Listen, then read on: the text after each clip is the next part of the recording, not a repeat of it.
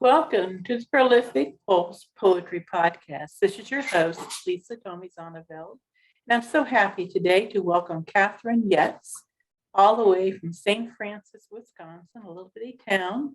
Found out in talking to her she likes small town living, and so do I. Of course, I don't live in a small town, but doesn't make me like it any less to enjoy small town living. She's an avid educator and a poet, and her poetry can be found in many literary magazines and anthologies, including Blue Heron Review, Universal Oneness Anthology, River and South Review, and Fifth Wall Press. In 2018, she won the Jade Ring Award for the Wisconsin Writers Association. She has three chapbooks, So I Can Write, The Animal Within, and I Learn, I Teach. When she's not teaching or writing, she can be found on the shores of Lake Michigan, taking walks with her husband. Welcome, Kathrine. It's so wonderful to have you here today. Thank you so much. And how are you doing today? Doing rather well. Just got off of work and came to my podcast. So And what kind of work do you do? I work with America Works, which works with clients on W-2, so government funding, to help them find jobs. And my role is the education navigator. And I help those who don't have a high school diploma get their HSCD or GED. I also assist with the hydroponics garden and getting clients interested in the hydroponics entrepreneurship program we have. And I do a lot of other things. I wear a lot of hats there. So, Wow, you're getting America to work. that's the Ready whole. for work. That is wonderful. That is so great to hear. I mean, we really need people. We need workers, and how wonderful to get people to that point, getting through that education so that they can be marketable for, jobs. Right, right. And a lot of, some clients have hopelessness and don't see the benefits in education anymore. But I try to lead them to that point. Some are very excited to go back, some are more apprehensive. It all depends on their experiences that they've had in life. And I just hope that once I get them into school, they have a great experience and Wonderful. recognize the value. Absolutely. It does not hurt to have an education for sure, and to have that sense of accomplishment, getting a GED, getting the equivalent diploma, because it does really make a difference, and it shows that a person's dedicated and disciplined and interested in moving forward in their life and making a difference. So bravo to you for providing such a wonderful service to folks. I want to congratulate you on this Jade Ring Award. Please tell me about this. I'm interested always to know about awards. The Wisconsin Writers Association offers an award, Jade Ring Award in fiction, poetry, and nonfiction every year. And I had my ring, I think it might have been 2017 rather than 2018. I think that was a typo on my part. But I won it, and it was crafted by Kraft, the guy who makes Kraft cheese. Oh, wow. He designed the ring, and it was, yeah, I just think that's a funny little fact because they have a different design every year. I'm just lucky I got the Kraft man to do mine. How appropriate for Wisconsin. And cheese. Right, the cheese. Yes, yes. I remember driving all the way to Wisconsin from Illinois just to load up on a bunch of cheese to take back. So, yeah. There's nothing quite like it, but well, congratulations on that award. That's excellent. Thank you. Yeah, I won it for a poem. It's in the book The Animal Within, and it's called Plath's Birthday, and it's based on the poem Blackberries by Sylvia Plath. And some of the lines start with the same word that she used in that poem, and it just kind of made the poem flow. But rather than blackberries, it's pumpkins because Plath's birthday is in October. Oh, that is so awesome. Yeah. I love Sylvia Plath. And last year, I was teaching a class for an anthology that we do every once a year. In fact, we're getting ready to start working on it in September, called A Safe and Brave Space. And I used Blackberry with Sylvia Plath as one of the poetry prompts to Oh, stimulate some ideas on writing poetry. So yeah, love that poem. It's one of my favorites. So perfect. small I'll have, world that we have. I'll have to steal that prompt from you and try it out with students. Yeah, so you have to maybe shoot me an email and remind me, and I'll send you Yeah. the information. Absolutely. um, That's great. So you teach poetry classes? You just talked about students and prompts. Sometimes I'll do workshops through various places. Um, for the most part, right now, I'm just teaching adults to get their HSCD. I sneak poetry in there as much as I can. Their first poem that they write is an I'm from poem, and it's all prompted, and they get to know each other through their poetry. Neat. And then I also have them write an acrostic, as well as they have a choice for their novel project to write a poem. Oh, wonderful. I'm Yeah, so glad to hear you incorporate that into your classes. yeah, it's fun time. Some of them really appreciate it too and really enjoy it. Well, there's poetry in everything we do, and so Mhm. you're using that in a very important work. Someone might go think, oh, I gotta go get this, education GED or whatever I have to go get. It's probably not going to be all that exciting, blah blah. And then look at this, we get to write poetry. Oh, it's my kind Right. of class. They Wonderful. love it. They love it. Now you have 3 books, Yes. chapbooks, in three Yes, different they're all chapbooks. I have So I Can Write. That one has some smuts on the cover, sorry. stories. The Animal Within I had mentioned. And then my most recent, hold on, there, I Learn, I Teach. I learn, I teach. Can you tell me a bit about what that book is about? Yes, of course. So the first section of the chapbook is I Learn, and it's about my kind of rough and rugged childhood, um, and different aspects of that. And then the I Teach section is about my teaching experiences, teaching middle school and high school. So some of them is based off of my clinicals and my student teaching, and some of them are based off of actually being in the classroom and teaching on my own. And also it reflects a little bit on depression, as well as the difficulty of teaching with depression, and the idea of it connects to the I Learn, not having that adult figure in my life there for me and trying to be that for my students. Wonderful. And do you have a poem that you'd like to share from this book? Actually, I do. I have a couple, but I Okay. will for now just read. It's the first poem in the I Learn section, and it's called During the War. And I write a lot of acrostic poetry, so it was inspired by Brittany Sanchez's photography. Spring had left us restless like crocuses crouched in the grass. The sound of airplanes brought us home every night, rustling through the backyard to a wet porch, floodlit by the kitchen window, the sky a washed out denim, stalling before the stars came.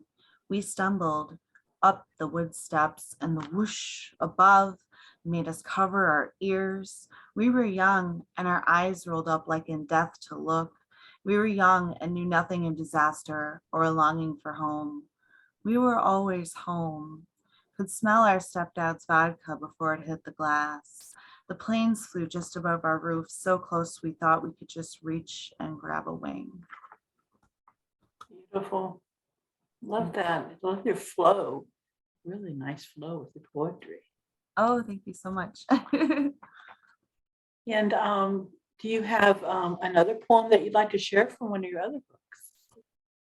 I'll stick with the same book for now, Okay. All um, right. if you don't mind. I don't mind at all. I'll stick with the same one. I'll read from the same section. This one's called Unloved. My father's eyes pull behind rose-colored glasses. Your mother did not love me. On a bench off the bank of the Fox, sun sets like a cliche, hyacinth pinks and purples, some gray. She did not love me, he says, and goes on, tears purling on his cheeks. And I learn what love isn't. I learn where to go when I'm lonely, this river edge, these rocks, how to wrap memories in newspaper and keep them in a box. Mhm. Wow. The sunset's like a cliche really stuck with me on that. I like that. Yeah, that one took a couple of drafts to write. A lot of the times a poem will just come out of me, but that one was really hard to put together.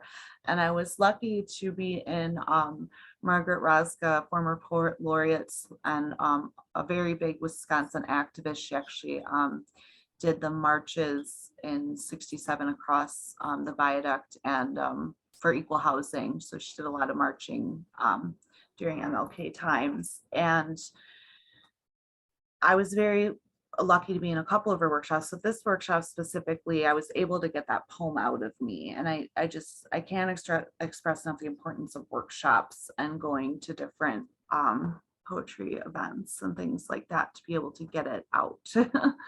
Yes. Do you do workshopping with other poets where you go over each other's poems to kind of offer feedback? Oh, yes, yes. I was in All Writers writing workshop with Kathy Giorgio that's directed by her and run by her. And that one is a paid one, but it's for all writers. So it's really wonderful. And I'm in a couple other workshops now. Rogue One, I do that with a couple friends. I do Driftless Poets, which is, well, most of it's all on Zoom now, not in person. Driftless Poets is based in, I can't recall which space, a couple hours away from me, at Shake Rag Alley. It's like a art center. And I also do the trio, which is three of us from our poets that kind of branched off and are doing our own with a smaller group. So it's three of us, the trio. And there's one more. Well, I'll just do random workshops that are like guided workshops quite often. With Margaret Rosga, I really loved her workshop on the front lines, behind the lines, because myself and a lot of people would always ask her, how do you write political poetry? And she always was like, I don't know how to explain that right now. And she was very like subtle about it. And then she decided it was best to make it a workshop to really fully explain what does that mean to write a political poem. So, because that's not an easy thing to do. No, it's not. But she does it very successfully, especially in her books. Pretty much all of her books, like Justice, Freedom, Herbs. She does reflections on the garden along with political reflections. Her poem, Though I Haven't Been to Baghdad, or her book, Though I Haven't Been to Baghdad, about her son going overseas. And then 200 Nights in One Day is about the marches from different perspectives, from different people. Wonderful. We just Yeah. published Social Justice Inks, an anthology to deal with different social justice issues. And it was very well received. And Oh, good. the poems were so outstanding that editing it was a challenge because I had a co-editor with that one because I had to go over poems with someone else and get different perspectives and all of that. We ended up with a really fantastic book. So yeah, I'm writing political poems, writing poems about social justice. It does take a certain talent, certain ability to be able to convey, without it just sounding like a rant, but to Right. have a purposeful poem that states the problem and suggests maybe some type of ideas of how it could be solved. So, yeah. Right. And there is a place for poems I feel that are kind of ranting politically in a way, but it's not. I guess I do have a poem where I do that, and so I can write. And the section is actually called what's that called again? The Feminist Rants. The first section is the feminist rants. The third section is the whore raves, and the final section is the poet speaks. So it's 3 different sections of kind of different perspectives. But yeah, that poem is called Turn My Cheek, and it's very much a feminist rant. Can I put you on the spot to read that for us?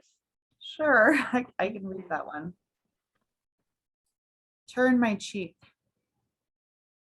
I turn my cheek, but I do not mean to.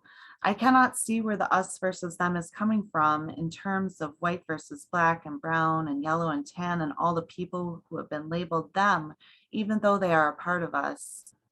We cannot help but categorize, my friend told me, dichotomize and prioritize and organize objects around us.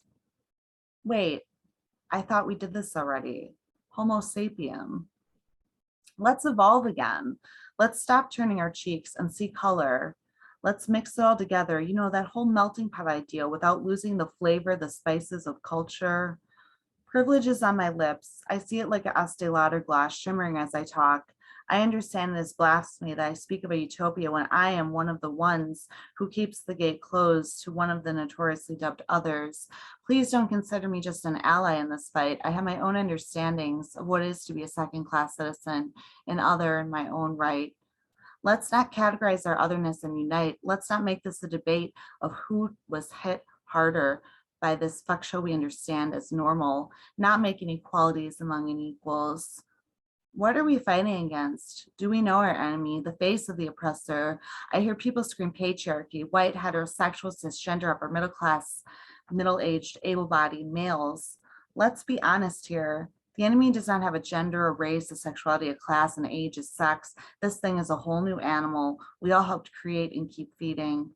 Those in power stay in power because they know the status quo, keeping the cage clean and bars melded around those who do not follow, keeping the other just comfortable enough to not notice the lock on the door, to not notice the glass on the ceiling.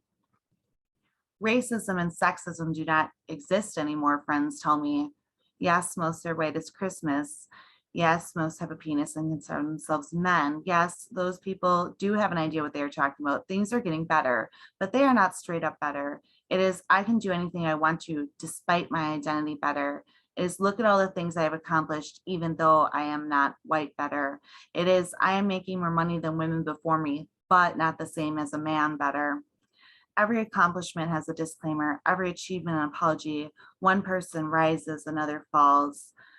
I spoke of a cage we all helped to build. I've been told it needs to be dismantled, and I would agree if I was not so cynical. Here's what I propose. Let's blow the fucking thing to bits. Am I screaming anarchy? Possibly. Have I lost hope in sanity? Yes. But as we dismantle one bar, another is being melded. As we try to pick the locks, another is being forged. As we try to crack the glass of the ceiling, another crack is being reinforced. So my idea is only logical. Aren't there bigger things you should be worrying about as a common response to many of my concerns? Can you not hear or see the masses of people demanding change? How much bigger do you want this issue to be? I'm sorry I'm not comfortable, despite the faux plush pillow that buffers the blows of inequality. I'm sorry I see every flaw, every fissure in my forced reality and can break open every word said and hear the discrimination embedded in its skin. I have to turn my cheek because this realness burns my retinas. But in my periphery, I still see the truth, no matter how hard I try to look away and close my eyes. Yeah, that one was a rant. Wow.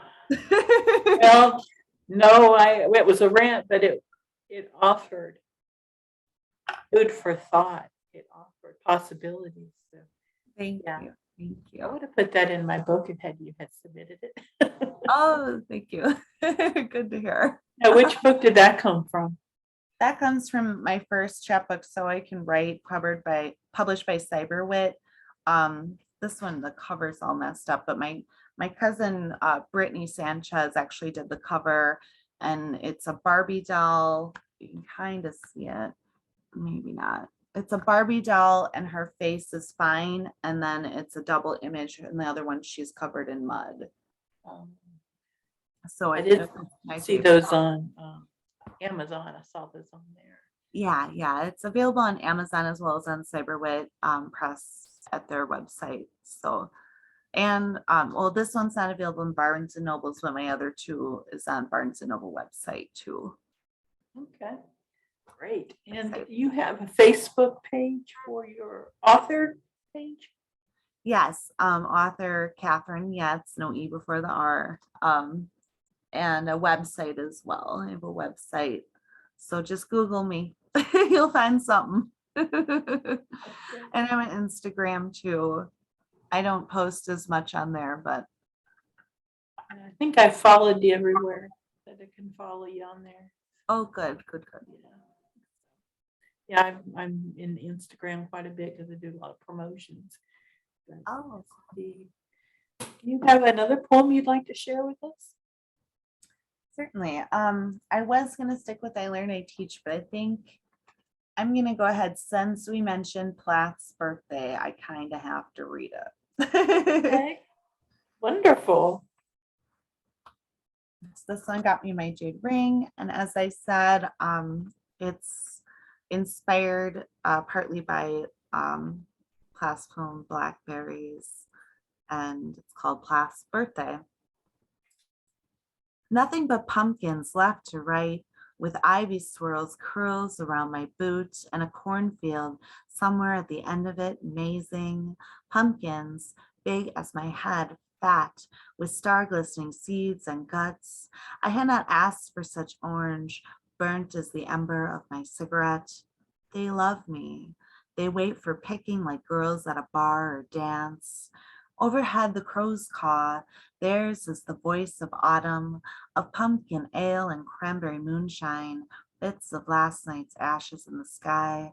I come to one patch of pumpkins so bright it hurts my eyes, slumping their amber bellies and their knotted stems in a haystack. I believe in a kind of heaven with one look, hooked into this moment in October. The only thing to come now is the cornfield between two hills. The wind blows in a stalk, slaps me like a playful lover. These hills, these fields, once too green and sweet to know the bitter pumpkin seed. I follow a scarecrow's path to the hill's southern face, and the face is gold that looks out on nothing, nothing but wheat and grass, and the occasional stray cow lowing. Excellent. Excellent. Love it. Thank you so much. Kathrine, is there anything that I haven't asked you that you'd like to share? Not that I can think of, just, I did want to mention, I believe poetry is play and anyone can play. So anyone really can write poetry and enjoy poetry. And I hope that those listening can find time to play with some poetry. Wonderful.